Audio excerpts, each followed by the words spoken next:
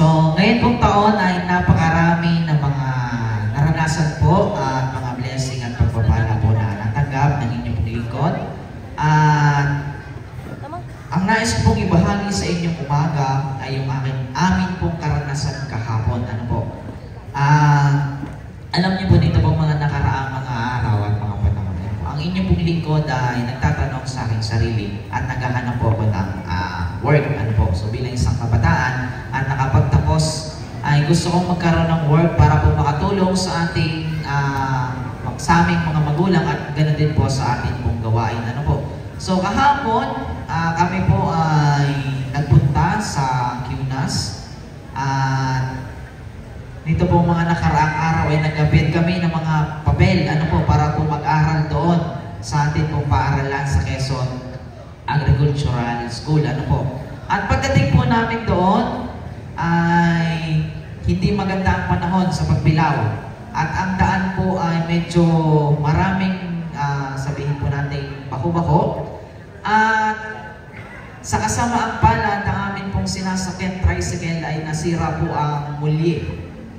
Pagdaan sa lubak ay nasira po ang mulye at nung masira po ang mulye ay kami naghanap kung saan kami pwedeng magpaayos sapagkat ang sabi namin kapag ito hindi natin naayos o napaipagawa na welding tayo hindi makakauwi ng mauban at tayo ay hindi rin makakarating doon sa ating pupuntahan. So medyo malayo pa, mga 1 kilometro pa po mula doon sa kung saan kami nasiraan ay 1 kilometer pa po papunta doon sa QNAS. Hindi pa po kami nakakarating ay kami po'y nasiraan na at sobrang lakas ng ulan. At kami po'y naghanap kung saan kami pwedeng magpa-welding at kami po'y nagpauli-uli doon sa highway ng Pagbilao. Sa kabutihang palad po ay kami nakahanap ng isang shop at kami po'y gumugol ng mahigit 1 oras para po matapos. At pagkatapos po nung nagwe-welding, kami po'y nagpatuloy sa aming paglalakbay. Nung kami po'y makarating sa school, kami po muna ay nagtanghalian. Medyo alas 10 na.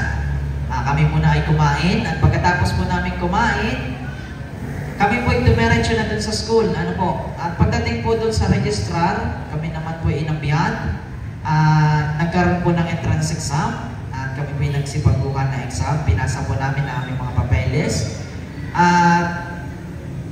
Sa kasamaang palad po, ang inyong pong lingkod ay hindi po napili para mag-aaral. At ang sabi po kasi nila, ang kanila pong school na tinatanggap po ay mga K-12 graduate o yung mga high school graduate. So, sabi ko sa aking sarili ay hindi siguro ako para dito.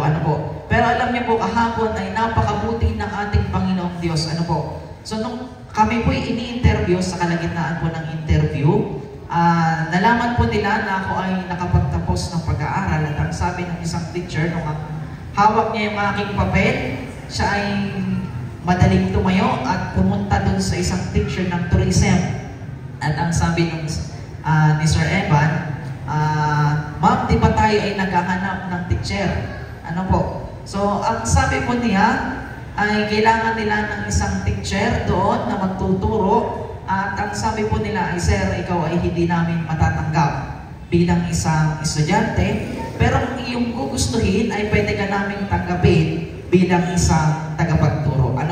So alam niyo po, kahapon, hindi ko po alam kung paano ko magpapasalamat sa Panginoon kasi bagaman kami po ay nagka-problema sa paglalakbay, hindi man po ako natanggap dun sa aking ina-applyan bilang isang estudyante para mag-aral. Pero napaka-blessed po ako nung araw na yon at sapagkat ang Panginoon po ay nagbubukas ng panibagong pintuan ng opportunity at ang sabi po sa akin ay bumalik ka dito, sir, dalhin mo ang iyong mga requirements, kompletuhin mo at para sa susunod na opening ng school, ikaw ay amin na kasama para magturo din sa school. So alam niyo po, napakabuti bagaman nag-close po yung pintuan para po na makapag-aral lang inyong likod doon, pero ang pintuan naman po para makapag-work ay nagbukas po para sa kanila. At yun po ang isa siguro sa napakalaking pasasalamat ko po sa Panginoon, bagaman maraming pagkakataon na ako po ay nanalangin, napagkalooban ng work, maraming pinuntahan hanggang sa atin pong conference, Bagaman hindi po natanggap, pero alam niyo po, ang Panginoon pala ay mayroong mga plano para po sa bawat isa sa atin. At yun po, ang isa sa napakalaking pasasalamat ko po sa ating Panginoon ngayon sa taong 2023. Ano po? So maraming salamat po at ang panahon po ay pagkaloob natin sa Sampaloc Church.